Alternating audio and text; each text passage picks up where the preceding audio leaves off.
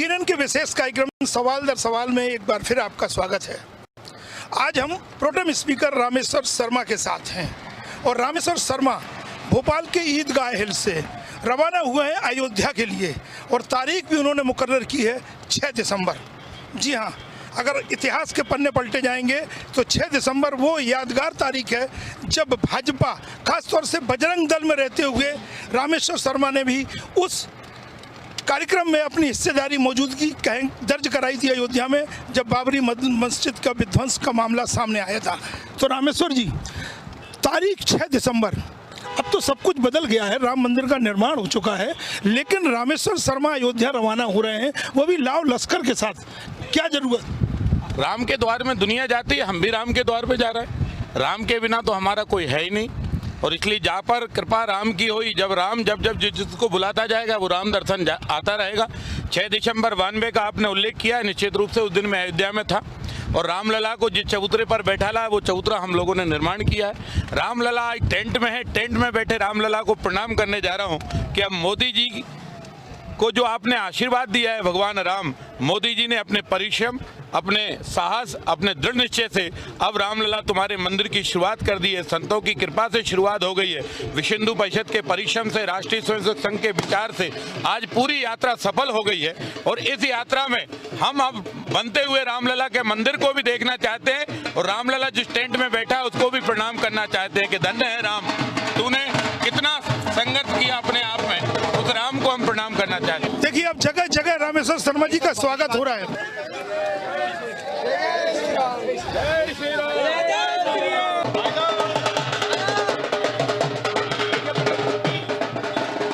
तो रामेश्वर जी, ये स्वागत से अभिभूत है निश्चित तौर पर। देखिए, पगड़ी पहनाना, फूलों से आपकी बौछार हो रही है, ये सब क्या है? मतलब कोई प्रायोजित है या ये जनता खुद सोच रही है कि अयोध्या जा रहे हैं? सब राम की कृपा है। और देखिए, देश में धर्म बसता है, धर्म के प्रति सम्मान और आस्था है देश के नागरिकों की, और राम आस्था पुरुष है भारत का, और भारत का राम आस्था पुरुष है। तो इस राम की जितनी वंदना होगी, जितने बार जय जय श्री राम पुकारा जाएगा, उतने बाद लोक कल्याण होगा, उतने ही बार धर्म और लोक कल्याण की परिभाषाएं जो है और परचम फहराएंगी, और इसलिए धर्म का जागरण जरूरी है। 1992 की अयोध्या, और अब फिर एक बार अयोध्या जा रहे हैं। जैसा आपने कहा कि राम मंदिर के निर्माण शुरू हो चुका है, लेकिन कोई और योजना भी काम कर रही, क्योंकि अभी तो ये न्यायालय के निर्देश पर ही मंदिर बन रहा है। वो बात अलग है कि भाजपा के नेता, जिसमें प्रधानमंत्री भी हैं, वो भी इसका श्रेय कहीं ना कहीं लेते हैं। देखिए, श्रेय नहीं लेते, मोदी जी की हिम्मत को दाद देना चाहिए। और मोदी जी वो व्यक्तित्व है जिसने भारत के अंदर सदियों शताब्दियों से पड़ी हुई समस्याओं को समाधान किया है, और इसलिए संपूर्ण हिंदू समाज नरेंद्र मोदी जी के, भारत के प्रधानमंत्री जी का हृदय से धन्यवाद करता है। हम सर्वोच्च न्यायालय के प्रति भी बारंबार कृतज्ञता व्यक्त करते हैं कि न्यायालय ने न्याय दिया है, पर न्याय हमको 500 साल संघर्ष मुगलों से, 250 साल संघर्ष अंग्रेजों से, और लगभग 65-70 साल संघर्ष भारत के तत्कालीन राजाओं से या प्रधानमंत्रियों से करना पड़ा। पर मोदी जी, भगवान राम की कृपा से वो भाग्यशाली प्रधानमंत्री जी हैं जिनने न्यायालय से आग्रह किया कि आप निर्णय दीजिए, अमल हम करेंगे। अब रामलला का भव्य मंदिर बन रहा है। पहले की अयोध्या और अब की अयोध्या देखने में अंतर आएगा।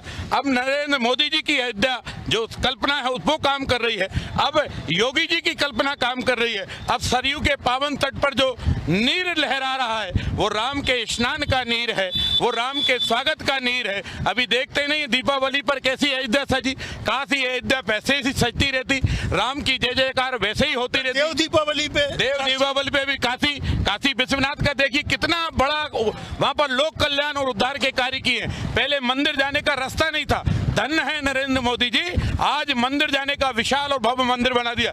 काशी विश्वनाथ की जय जयकार हो रही है, वहां के घाटों की जय जयकार हो रही है। दुनिया के प्रधानमंत्री राष्ट्रपति जब आते थे, दुनिया के प्रधानमंत्री और राष्ट्रपति जी जब आते थे तो उनको बड़े बड़े महलों में, बड़े बड़े प्रधानमंत्री हाउस, राष्ट्रपति हाउस, होटलों में आयोजन हुआ करता था। पर नरेंद्र मोदी जी ने भारत की धरती पर लाकर दुनिया के चाहने और दुनिया के बड़े बड़े नेताओं को लाए, किसी को गंगा घाट पर ले गए और किसी को साबरमती के घाट पर ले गए। तो मोदी जी ने भारत की नदियों का सम्मान किया है, मोदी जी ने भारत के राम का सम्मान किया है, मोदी जी ने बाबा विश्वनाथ को प्रणाम किया है। इसलिए मोदी जी की जो कल्पना का हिंदुस्तान है वो हिंदुस्तान सज रहा है, राम राज की कल्पना की ओर बढ़ रहा है देश। तो ये मान के चलें कि अब अयोध्या के बाद मथुरा और काशी जो बात उठने लगी है उसमें कोई दम है या अभी सही समय नहीं आया है? देखिए, उसके समय के निर्माता, उस पर संघर्ष करने वाले साधु संत समाज है, विश्व हिंदू परिषद है, राष्ट्रीय स्वयंसेवक संघ के विचार हैं।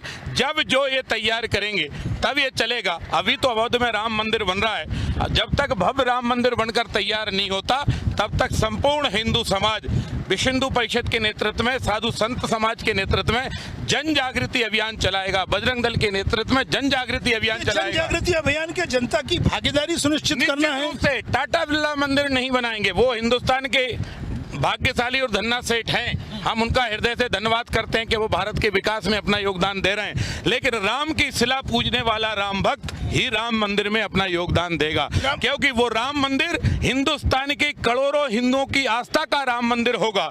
अगर कोई भी राम मंदिर की तरफ आंख उठाएगा, हर हिंदू को लगेगा मेरे खून के राम मंदिर है, मेरी ईंट की पूजित राम मंदिर है, मेरे धन परिश्रम का लगा हुआ धन से जो बना राम मंदिर है, ये राम मंदिर की सुरक्षा भी मैं करूंगा, पूजा भी मैं करूंगा और बंधन भी मैं करूंगा। मतलब जन भागीदारी। लेकिन रामेश्वर जी, एक बजरंग दल के कार्यकर्ता से प्रोटेम स्पीकर के इस सफर के दौरान आपने कभी हिंदुत्व से कोई समझौता नहीं किया, बल्कि आपकी छवि उसमें कट्टर हिंदुत्व के एक नेता के तौर पे बनती चली गई है। तो क्या आप ये मतलब इस लाइन पर जो आगे बढ़ रहे हैं यही लाइन है, या फिर कोई एक और बीच की लाइन निकलती है जिसमें रामेश्वर से कोई सेकुलर हिंदुस्तान की गंगा जमुना तहजीब को देखते हुए कुछ उम्मीद की जाए? देखिए, हिंदुत्व ही राष्ट्रीयत्व है, लोगों का सोचने का तरीका है। अरे भैया, कश्मीर की घाटी में अगर हिंदू होता तो पाकिस्तान नहीं बढ़ता, आतंकवाद नहीं बढ़ता, सैनिकों पर गोलीबाजी नहीं होती, वहां पर बमबाजी नहीं होती, तिरंगा नहीं जलाया जाता। जहां जहां हिंदू कटा है वहां पर हिंदुस्तान कटा है, और इसलिए हिंदुत्व ही राष्ट्रीयत्व है। इसमें मुसलमान को भी रहने का अधिकार है, ईसाई को भी रहने का अधिकार है, सिख को भी रहने का, सब हिंदुस्तान के बेटे हैं। भारत माता की जय जयकार करिए, गंगा के जल को पिए, गंगा की सुरक्षा करिए और भारत माता की वंदना करिए। जब जब आप भारत माता की वंदना करते रहोगे तब एक बार फिर रामेश्वर जी का स्वागत।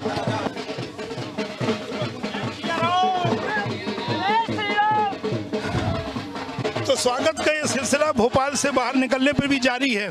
तो सवाल वही आ रहा है सर कि आप हिंदुत्व के पैरोकार हैं, लेकिन इन दिनों आप चर्चा में हैं ईदगाह हिल्स का नाम बदल के गुरु नानक टेकरी रखा जाए। आपने अयोध्या की ये यात्रा भी उस टेकरी से ही शुरू की है, ईदगाह से शुरू की है। तो भोपाल में तो कुछ अलग मिजाज है ना सर, ये ईदगाह को नाम बदलने की आवश्यकता क्यों महसूस हो रही? नहीं, तो ईदगाह 500 साल पहले अगर गुरु नानक देव वहां पर आए तो मैं गुरु नानक की टेकरी कहूंगा ना।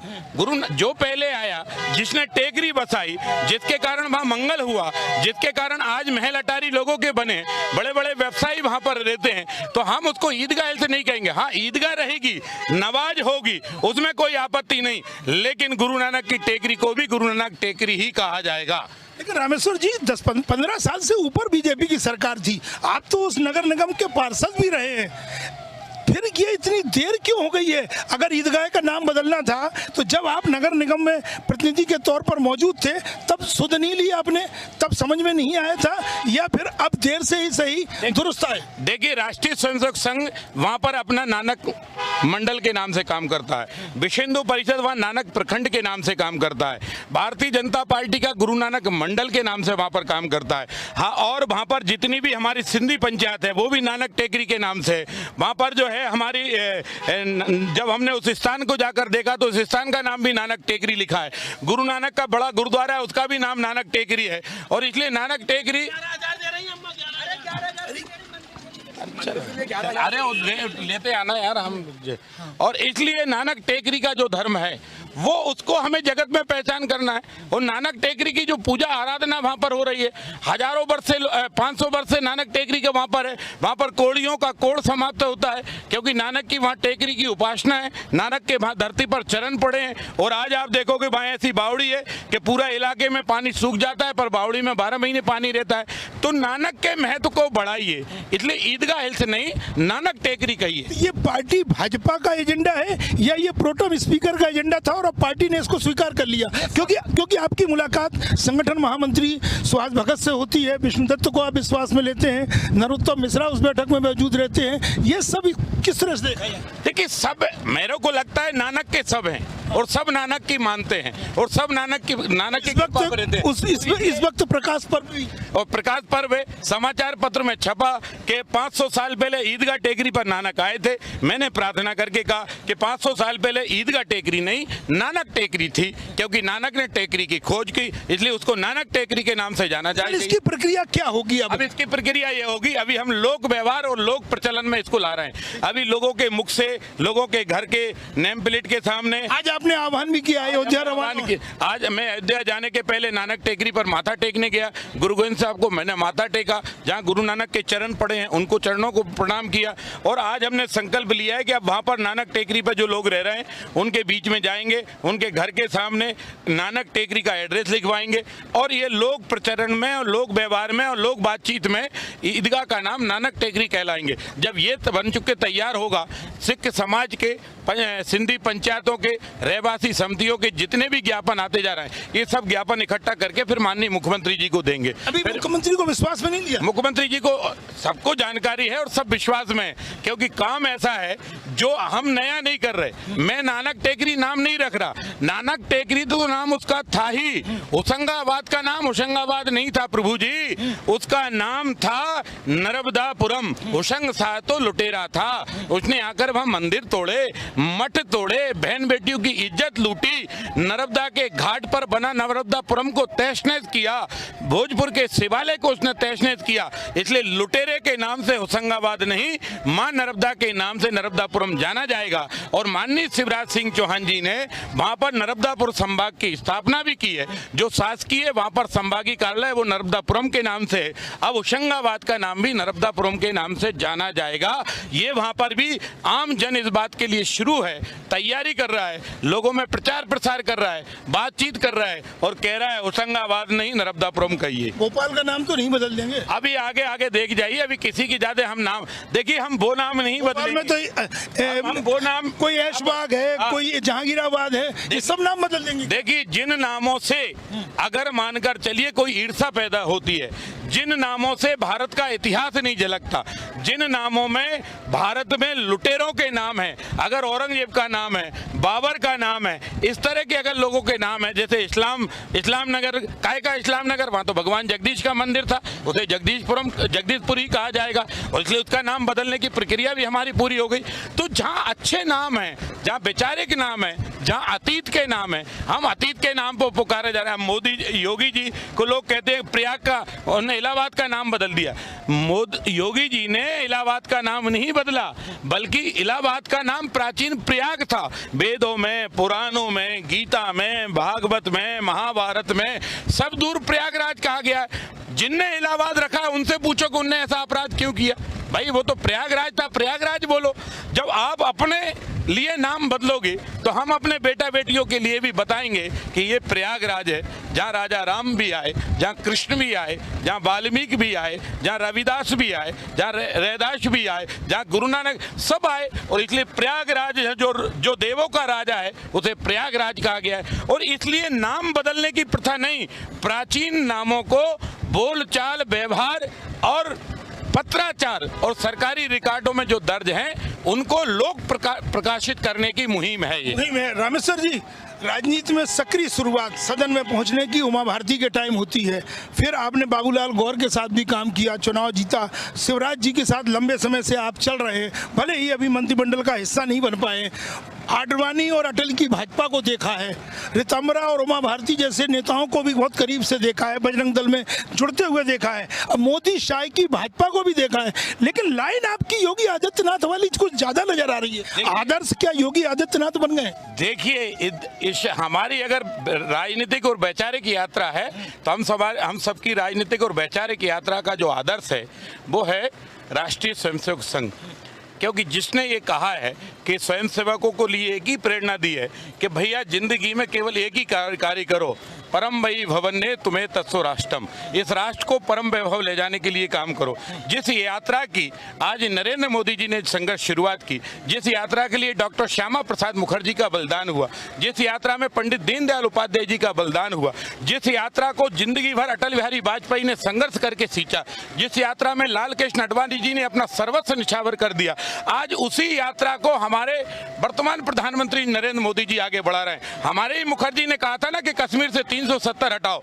आज हम अमित शाह जी को धन्यवाद देते हैं, हम नरेंद्र मोदी जी को धन्यवाद देते हैं कि पहले तो हम कहते थे कि कश्मीर हमारा है, पर कश्मीर हमारा नहीं था। 370 हटाकर मोदी जी और अमित शाह जी आपने चमत्कार कर दिया। आज भारत का हर मन ये कहता है कि ये कश्मीर हमारा है और 370 हट गई। अब कानून की दृष्टि से कश्मीर हमारा है, इतिहास की दृष्टि से कश्मीर हमारा है, अब संवैधानिक दृष्टि से कश्मीर हमारा है।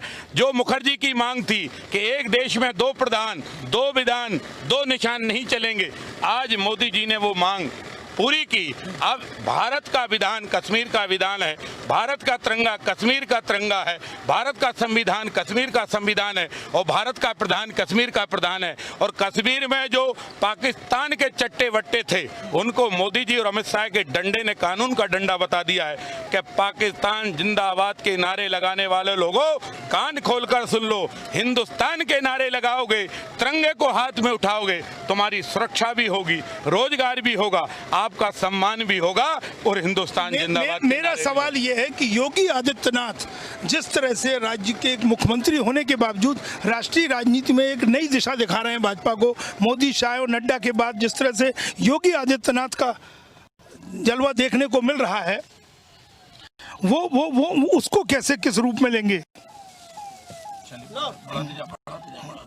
जय जय श्री राम, जय जय श्री राम, जय जय श्री राम। बात वही आ रही कि योगी आदित्यनाथ रामेश्वर के आदर्श नाम बदलने को लेकर के हो, और आपकी तो मुलाकात भी अब रामलला के दर्शन के बाद योगी आदित्यनाथ से टाइम मिल गया। मेरे को लगता है कि शायद आप समझ नहीं रहे, हम सब लोग एक ही स्थान के दूत हैं। मोदी जी जो कर रहे हैं उसी को हम सब लोग पूरा कर रहे हैं, उसी को आगे चल रहे, उसी को आगे शिवराज सिंह जी बढ़ा रहे हैं, उसी के आगे जो है योगी आदित्यनाथ जी बढ़ा रहे हैं, उसी को आगे गुजरात बढ़ा रहा है, उसी को आगे हिमाचल बढ़ा रहा है। कैसे प्रभावित है योगी से? कैसे प्रभावित? संत है, संत का तो आशीर्वाद सबको चाहिए। और योगी आदित्यनाथ और गोरखपुर पीठ ने हिंदू धर्म की बड़ी सेवा की है।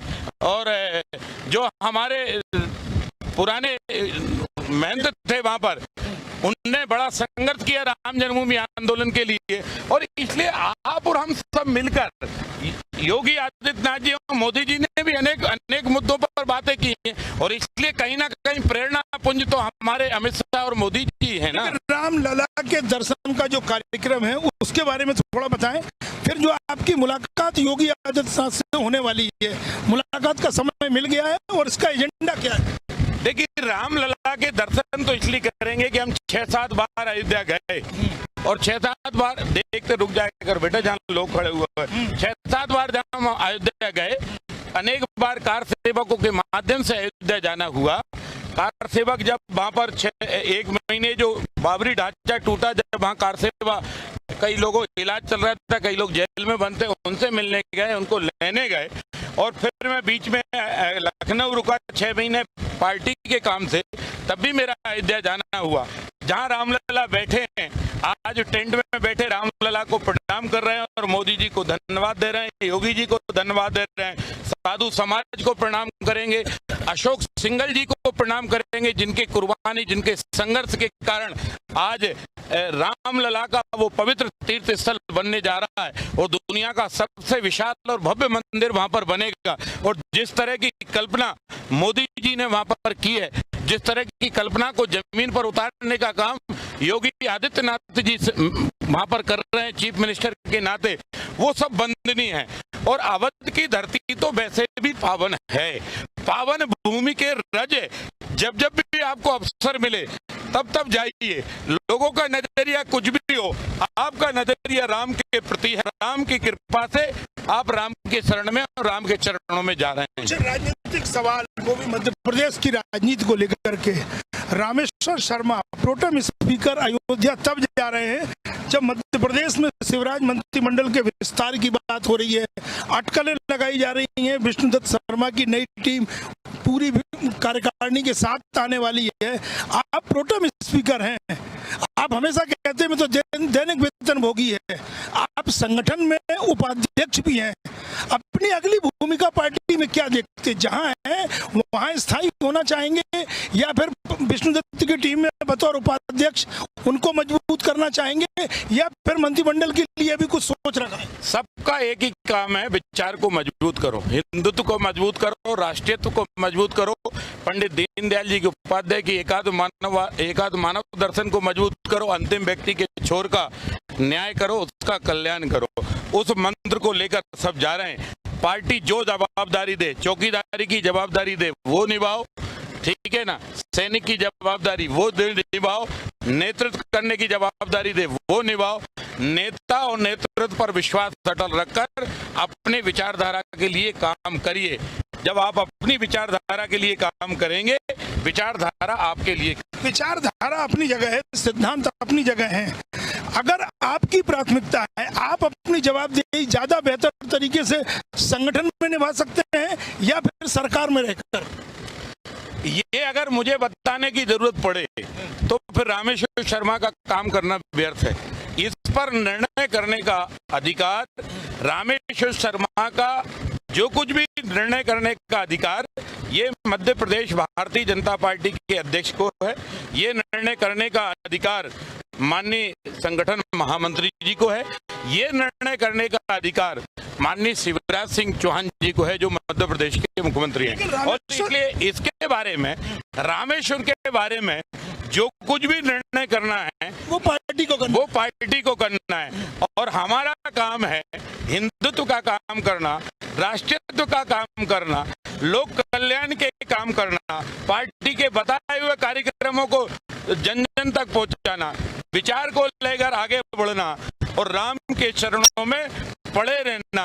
राम ही राष्ट्र है और राष्ट्र ही राम है। सारी सृष्टि राम के मंत्र को लेकर। रामेश्वर के बारे में कहा जाता है उनको जहां खड़ा कर दो, लाइन फिर वहीं से शुरू होती है। आपने प्रोटेम स्पीकर के पद को इतना बड़ा बना दिया है कि अगला जो अध्यक्ष बनेगा स्थायी, वो 100 बार सोचेगा कि करने के लिए कुछ बचा है कि नहीं बचा है। उस पद पर रहते हुए जिसको संवैधानिक तौर पर एक अलग गरिमा प्राप्त होती है, कुछ अलग ही आपने एक दिशा दे दी है।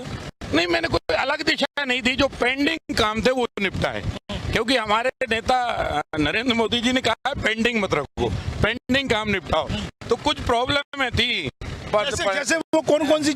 जैसे एक वहाँ पर कर्मचारियों के आवास बनने थे, लगभग 13 साल से आवासों की मांग डिप्टेड थी, नहीं थी, मैंने टेंडर करा दिए। जब उनकी शुरुआत थी तब 1 करोड़ के थे, आज 13 साल से काम नहीं हुआ, टेंडर नहीं हुए, तो अब वो 5 करोड़ के हो गए। तो उसका समाधान तो करना है ना। कर्मचारियों को सौगात मिल गई, कर्मचारियों को सौगात मोदी जी दे रहे हैं, कर्मचारियों को सौगात शिवराज जी दे रहे हैं, तो कर्मचारियों का हित यहाँ भी होना चाहिए। वो किया। 4-5 हजार पेड़ कटने थे, एमएलए रेस्ट हाउस का निर्माण होना था, 2008 में इसकी फाइल के पुटअप हुआ, लेकिन आज दिनांक तक उस पर निर्णय नहीं हुआ। वो पेड़ों के कटने पर बार-बार निर्देश जारी हो गए। हमने कहा पेड़ अगर लगे हैं तो भोज की नगरी के लिए लगे हैं, पेड़ लगे हैं तो भोपाल की खूबसूरती के लिए लगे, पेड़ लगे हैं तो भोपाल के जनमानस के स्वास्थ्य के लिए लगे।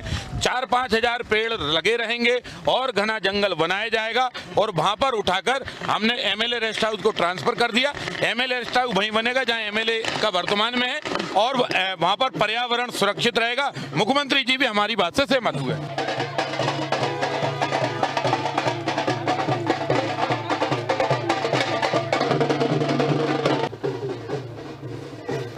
स्पीकर रहते हुए जो लाइन आपने इतनी आगे बढ़ा दी है, जो अध्यक्ष आएगा, सवाल मेरा वो था, उसके लिए कुछ करने को बचेगा कि नहीं बचेगा? सबके लिए करने का था। मानकर चलिए 73 में कात्यायनी मंदिर का पट्टा मिला, कात्यायनी मंदिर का पट्टा मिलता है 73 में।